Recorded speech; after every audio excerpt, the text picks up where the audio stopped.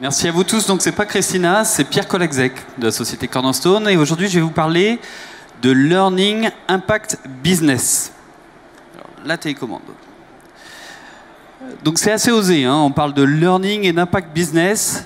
C'est vrai que c'est pas forcément quelque chose qu'on associe forcément au premier abord. Je pense que beaucoup d'entre vous sont venus ici chercher au salon les dernières nouveautés, les coups de cœur qu'ils pourront trouver, les dernières fonctionnalités. Et moi, l'idée, c'est de vous parler d'impact business. Donc, qu'est-ce qu'on entend par impact business? C'est tout l'enjeu, effectivement, de cette intervention.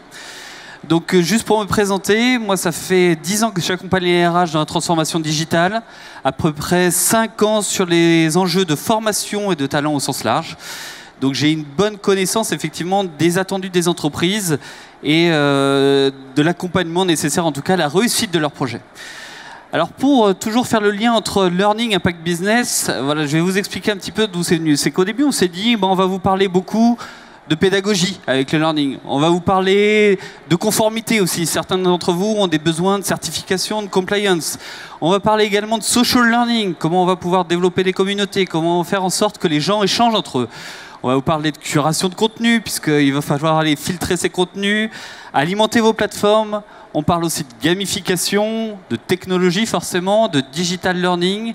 On parle d'engagement platform, donc ces plateformes digitales qui vont vous permettre aux apprenants de suivre leur parcours.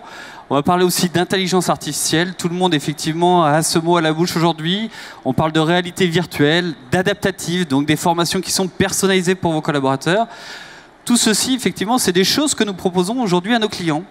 On propose effectivement de les accompagner dans toute cette expérience qui va faire en sorte que vos projets de formation seront au rendez-vous, en tout cas dans vos attendus et vos objectifs. Mais ce qu'on se rend compte, c'est qu'au-delà de tout ça, quand demain, vous devez aller vendre auprès effectivement de vos directions le dernier projet de formation que vous devez mener, faire en sorte que les métiers finalement puissent vendre davantage, et on va vous demander combien ça coûte, combien ça va me ramener, quelle est la valeur effectivement de ce que vous me proposez. D'où le lien effectivement sur le learning et l'impact business, puisqu'aujourd'hui on sait que les RH et la formation sont des acteurs clés dans ce domaine d'activité. Voilà donc l'idée osée aujourd'hui d'associer learning et impact business. Donc l'idée vient du constat qu'aujourd'hui les marchés évoluent, les dirigeants des entreprises se rendent compte tous qu'effectivement ils ont des compétences qui évoluent, des marchés qui évoluent, ils sont obligés d'aller chercher ces nouvelles compétences. Et un chiffre qui est intéressant, c'est que 70% des dirigeants considèrent qu'ils n'ont pas les bonnes compétences pour s'adapter sur ces métiers. Donc tout de suite, ça vous parle, vous, qui êtes formateur ou qui êtes issu de la formation. De l'autre côté, côté apprenant, on a un désengagement des collaborateurs, surtout en France. Les enquêtes, notamment Gallup, le montrent, même si on sait que le Gallup est beaucoup tourné autour du management. Mais pour 87% des salariés, on se rend compte que le développement personnel est important aussi dans le travail. On se rend compte aussi que 42% considèrent qu'ils peuvent partir une entreprise parce qu'ils n'apprennent pas assez. Donc il y a des vrais attendus là-dessus. Et qui fait le lien? Ah pardon monsieur, allez-y, je vous en prie. Si. Donc qui fait le lien finalement entre les attendus des dirigeants et les attendus des formations? C'est les RH. Et aujourd'hui les RH, on est bien loin de l'administration du personnel. On est vraiment avec des personnes qui vont accompagner le changement et qui accompagnent cette transformation digitale. Voilà. Et cette transformation sur les RH, elle est vraiment très portée sur la partie formation qui est sur le développement des compétences. Donc, ce qui m'intéressait, c'est de se dire, qu'est-ce que va vous dire demain votre CEO? Donc, si on se met tous ensemble, on est dans une entreprise et on voit qu'on a une communication qui est la suivante. On va vous dire, on veut de la croissance, on a une ambition qui est forte, on veut être les leaders, on veut générer de nouvelles offres, on veut développer de nouvelles compétences, avoir une transformation de notre activité. Comment tout ça va se retranscrire, cette vision stratégique, sur cette vision talent et la vision formation? Et souvent, ce qu'on va se dire, c'est qu'on va reprendre effectivement ces grandes thématiques et on va se rendre compte que si je veux devenir le leader, il va falloir que je maintienne une croissance, il va falloir peut-être que je fasse de l'acquisition, il va falloir aussi engager les collaborateurs dans cette transformation. Donc ça, c'est des thématiques que vous entendez régulièrement dans des réunions d'entreprise. On va vous dire, il va falloir positionner le collaborateur au cœur de la stratégie. On a une RSE, on va travailler sur ces enjeux. On va travailler aussi l'innovation et on va mettre des investissements dans le digital. On va créer un incubateur. Et tout ça va participer effectivement à répondre à ces enjeux objectifs. Donc si on reprend ces 3 grandes thématiques et que derrière on les associe à des enjeux qui cette fois-ci seront des enjeux learning. Donc on pourra avoir les mêmes sur des enjeux de talent si on veut faire construire une talent pool ou autre. Et ben, qu'est-ce que ça veut dire? C'est concrètement, là je veux devenir leader, ben, ça veut dire qu'il va falloir que je vienne en soutien effectivement de cette croissance du groupe. Il va falloir que je développe les compétences des collaborateurs. Alors, reskill, upskill, c'est la notion d'avoir une compétence A et aller sur une compétence B. Et puis, upskill, c'est A et A'. Hein, voilà. Donc, on va améliorer les parcours d'onboarding, on va homogénéiser les process. Donc, tout ça, ça va être vos objectifs à vous, les objectifs de la formation. Donc, on part des enjeux stratégiques, on va voir les enjeux de formation, et quand on continue à descendre, ben, on va pouvoir finalement associer ces enjeux business et learning avec des indicateurs de performance.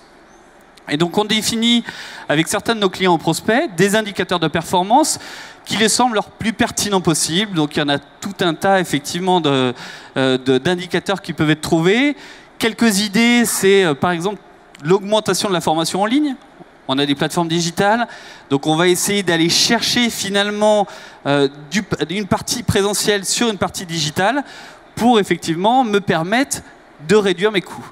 Et donc ça, c'est cette approche finalement qu'on porte avec nos clients, avec nos prospects. C'est quelque chose qui vous permet de valoriser, vous, demain, effectivement, vos enjeux de formation et de les chiffrer. Et si on prend un exemple, ben, ça peut être par exemple sur l'augmentation de la formation en ligne.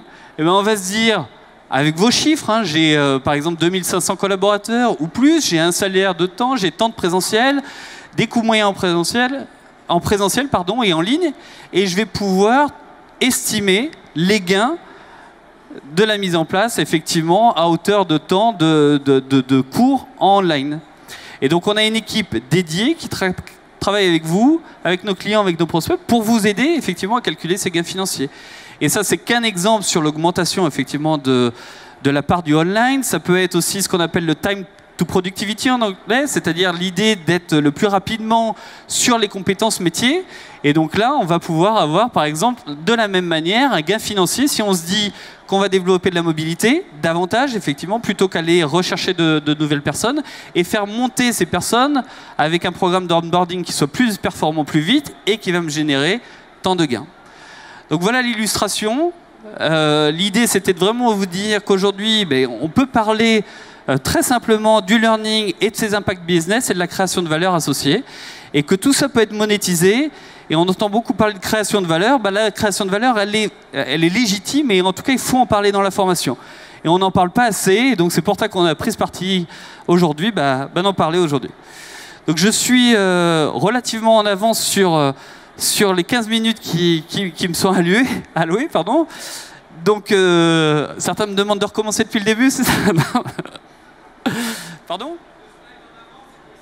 2 slides en avant, c'est possible, oui, tout à fait. Et alors, c'était quel slide? Celui-ci? Celui-là, d'accord, qui vous intéressait, avec les indicateurs de performance. C'est vrai que c'est le slide récapitulatif où à la fois on part de ces enjeux stratégiques, les enjeux effectivement qui sont des enjeux là learning, et puis ensuite les indicateurs de performance. Et aujourd'hui, en plus, le learning, il est assez transverse sur nos solutions. C'est-à-dire que le learning, on l'a sur la formation. Mais vous voyez, quand on parle recrutement, on parle onboarding. Et qu'est-ce qu'on a dans le onboarding? Finalement, on a de la formation. Quand on parle performance, plan de développement personnel, où est-ce qu'on va faire ce recueil de besoins? On va le faire également durant ces entretiens. Et donc là, on va encore avoir du learning. Donc, finalement, on va pouvoir avoir quelque chose qui soit moins siloté et faire en sorte d'avoir effectivement des économies d'échelle sur l'ensemble effectivement de ces actions sur lesquelles vous intervenez au quotidien. Et je peux vous dire que sur des dossiers sur lesquels j'ai travaillé directement et quand on est allé présenter les chiffres effectivement associés, c'était pas juste on va payer une plateforme. On avait tout un autre, une discussion complètement différente avec les comités de direction sur le dire en fait voilà ce qu'on va vous faire gagner comme argent aujourd'hui. Et donc tout de suite le coût de la plateforme ou des outils associés est mis en perspective par rapport à ces enjeux stratégiques de l'entreprise. Voilà. Bon, écoutez, il me reste 5 minutes, donc je peux prendre des questions, s'il y a des questions, éventuellement. Oui ?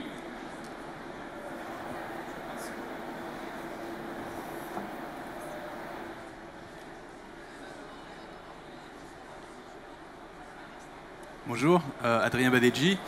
Moi, je travaille avec des startups et je voudrais savoir en fait quelle valeur vous proposez à des entreprises qui n'ont pas forcément une vision à long terme, mais une vision plutôt court terme, moyen terme, pour la création de digital learning ou l'achat d'une plateforme.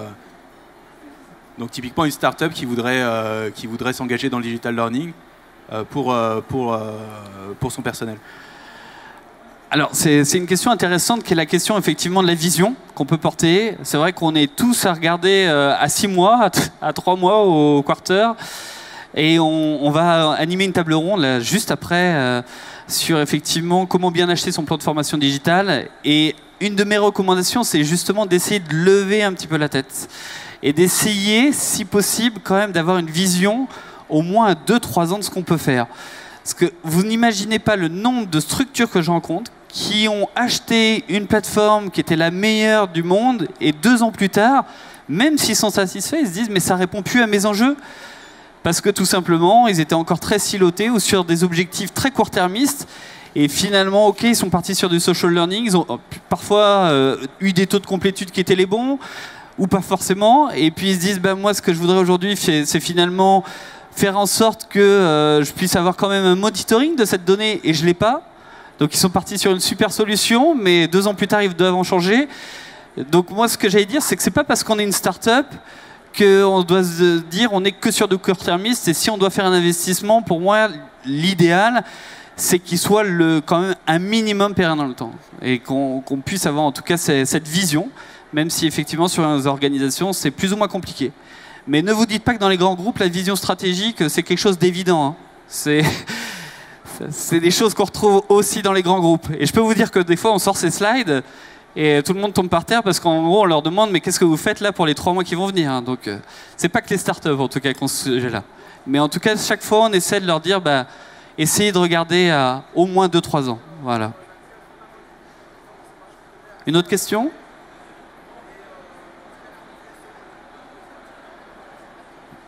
Oui ?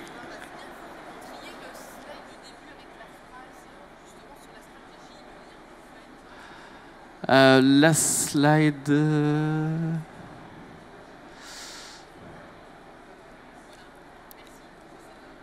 Voilà, c'était la slide de Christina, justement. et effectivement, l'idée, c'est... nous, on se rend compte que la formation, elle est clé et décisive, en tout cas, aujourd'hui, sur les enjeux actuels au niveau des RH. Qu'ils soient learning, parce que même on a encore des personnes qui sont du talent management, d'autres qui sont du learning, et pour autant la formation elle est assez transverse à tout cela. Même dans les suites logicielles, comme je vous le disais, bah, finalement on a de la formation un peu partout. Donc aujourd'hui, et moi je leur dis souvent aux personnes que je rencontre, vous êtes les acteurs de la transformation. Il n'y a rien qu'à voir aujourd'hui une boîte qui veut se transformer, ils vont recruter un DRH, un financier. Voilà. On se transforme, on a un DRH et un financier. Et c'est assez symptomatique de se dire on a besoin des RH pour transformer. Ça montre une évolution quand même en tout cas. Et donc pour nous, il est important de se dire effectivement qu'aujourd'hui, dans cette économie des compétences, ben, vous êtes ces acteurs et vous pouvez en plus valoriser ce que vous amenez à travers la formation. Voilà.